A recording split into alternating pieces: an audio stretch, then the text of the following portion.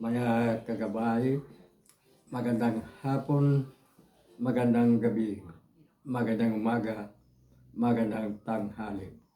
Saan man tayo naroroon, ano man ang ating mga ginagawa, una at higit sa lahat, ating ialay ang ating mga sarili sa ating Panginoon. Sa loob lamang ng ilang mga sandali, ating damhin ang presensya ng Diyos. Suma sa atin ang pagpapala, ang biyaya, ang pag-ibig, at ang kapayapaan ng Ama, ng Anak, at ng Espiritu Santo. Nabubuhay at naghahari, iisang Diyos, magpas sa walang hanggan. Mga kagabay, ito nga dahil malapit na nga magtapos ang panahon ng Kwaresma at ang huling napakatampok na kaganapan ay itong ang Holy Week, ay patuloy ang ating pagtatalakay sa mga may kinalaman sa pasyon, sa kamatayan, sa muling pagkabuhay ng ating Panginoon. At sa ngayon, ay ating bibigyang buhay ang pagiging tunay na tao ni Jesus. Kasi marami ang nagsasabi na naniwala lamang sila kay Jesus bilang Diyos. Subalit hindi sila naniniwala sa pagkatao ni Jesus. Ang tingin nila kay Jesus ay isa lamang sa mga propeta ng Diyos. Katulad lamang ni Allah, katulad lamang ng mga religious leader na kapantay ni Kristo, propeta. So, hindi natin sila dapat pakialaman. Wala sa atin yun. Ang sa atin dito ay ang pagtatalakay na agpapatunay na isang tunay na tao din si Jesus. Ito ay ang ng gabi bago niya isinuko ang kanyang sarili. Nabanggit natin sa mga nakarang episode na nagkaroon ng huling hapunan. Sa gabing yan, nagkaroon ng pagtatag ng unang mga kaparian, pagpapalaganap ng Eucharistia. At isa sa maaari natin bigyang pansin ay ang kanyang pagiging tunay na tao. Ang pagiging tunay na tao ni Jesus sa kapanahonan na yan. Kapagkat matapos ang kanyang banding sa kanyang mga apostolis, umakyat si Jesus sa isang bundok, sa hardin ng Getsemani. At dito siya nanalangin, nananawagan sa Ama. Ilarawan dito na mayroong isang kalis sa harapan ni Jesus. At ayon nga sa ating nababasa, sa ating natutuhan, sa ating mga spiritual readings, pinagpawisan ng dugo si Jesus sa kanyang sobrang pagdaramdam, sa kanyang nalalapit na kamatayan, kahirapan, at kamatayan na nakapako sa krus.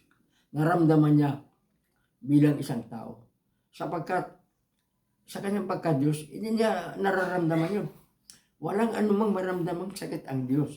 Walang sakit ang Diyos sapagkat ang Diyos hindi magkasakit, hindi mamamatay, hindi magkasala, at hindi sinungaling ang Diyos. Sa mga panahon yan, si Jesus ay isang tunay na tao. Umiiyak. Katulad din ng isang desperado. Halimbawa, itong si Kaige, desperado, walang pera, o may sakit. Anong sasabihin? Diyos ko naman, bakit ako pa? Diyos ko naman, alisin mo na ito. Diyos ko naman, sobra na ito. Diyos ko naman, saan ka ba? Ganon din si Jesus sa mga panahon yan. Ang sabi niya, Ama, hindi ko kayang tanggapin ito. Alisin mo na ito. Huwag nang ituloy ito. Ngunit hindi ayon sa aking kagustuhan, kung hindi sa iyong kagustuhan. So sinusunod pa rin niya ang kanyang Ama. Hindi katulad natin, susuway sa magulang, susuway sa doktor kung galit tayo, kalabanin ang sinuman, magwawala tayo. Si Jesus bagamat nasaktan, masunurin pa rin sa Ama. sabihin na natin, nakatakda, scripted ang kanyang kamatayan. Sapagkat sabi nga, sinugo siya ng Ama, alang-alang sa ating kaligtasan. So alam niya bilang isang Diyos at alam niya bilang isang tao, naramdaman niya sa garden ng Gethsemane, pinagpawisan ng dugo sa Jesus. Ama, ilayo mo yan sa akin. Tinuro niya yung kalis, ang kalis ng kanyang dugo. Ilayo mo yan sa akin. Huwag mo nang ituloy yan. Sobra na yan. Ngunit hindi dahil sa aking kagustuhan. Kung hindi dahil sa iyong kagustuhan. Sa madaling salita, kung hindi matutuloy, yung Ama mismo niya ang hindi nagtuloy. Hindi si Jesus.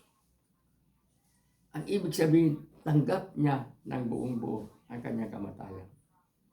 Mga kagabay, hindi man tayo mga anyong Diyos, may pagka-Diyos. Tao lamang tayo. Ngunit kaya pa rin natin gayahin si Jesus sa kanyang pagiging masunurin. Kung tayo ay may kahirapan, kung tayo ay may sakit, kung tayo ay may kahilingan sa Diyos, magdasal tayo ng buong kababaang loob, na may pusong marunong tumanggap at magpapasalamat.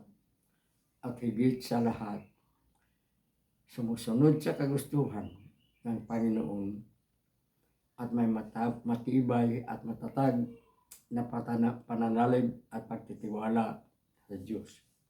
Hindi yung manalangin tayo na basta na lang hingi tayo. Lord, makapasasana ako sa board. Lord, makakita sana ako ng magandang trabaho. Lord, sagutin na sana ko ng magiging Diyo ako na yung nililigawan ko.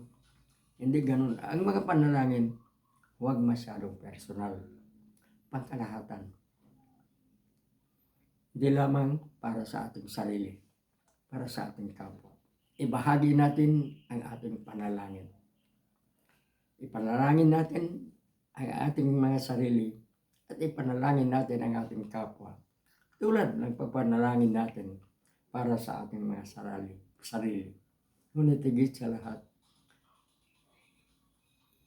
ipagkaloob pa rin natin sa Kanya ang kagustuhan, kung ano ang Kanyang kagustuhan, kung ano ang Kanyang desisyon. Maaari tayong very persistent, makulit, ika nga, pero hindi yung apurado, agresibo. Hindi panalangin yun. Hindi kahilingan. Ang panalangin, kahilingan. Ang panalangin, pagpapasalamat sa Diyos,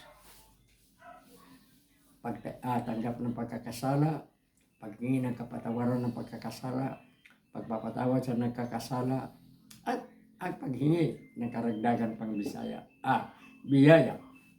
Ngunit siya sabi nga ni Jesus, seek first the kingdom of God. Una at higit sa lahat. Ano ba ang kingdom of God? Ano ba ang kaharian ng Diyos? Ang kabutihan, ang paggawa ng mabuti, ang pagiging masunurin sa kagustuhan ng Diyos. Yun ang kaharian ng Diyos. At kung matagpuan natin ang kaharian ng Diyos, mapasa atin ang ating mga kahilingan. Ipagkakaloob ng Diyos ang ating mga kahilingan. Siksik, liglig, at umaapaw pa. Mga kagabayo, sariwain natin ang larawan sa hardin ng Gethsemane nang sinabi ni Jesus, Ama ko, ilayo mo sa akin ang mga kasakitan ito. Alisin mo na ito. Huwag mo nang ituloy ito. Ngunit ayon sa iyong kagustuhan, hindi sa aking kagustuhan. So manalangin tayo, Amang nasa langit, bigyan mo kami ng aming kakanin sa araw-araw. Bigyan mo kami ng aming kailangan. Ngunit, hindi dahil sa aming kakayahan, kundi naaayon sa iyong kagustuhan.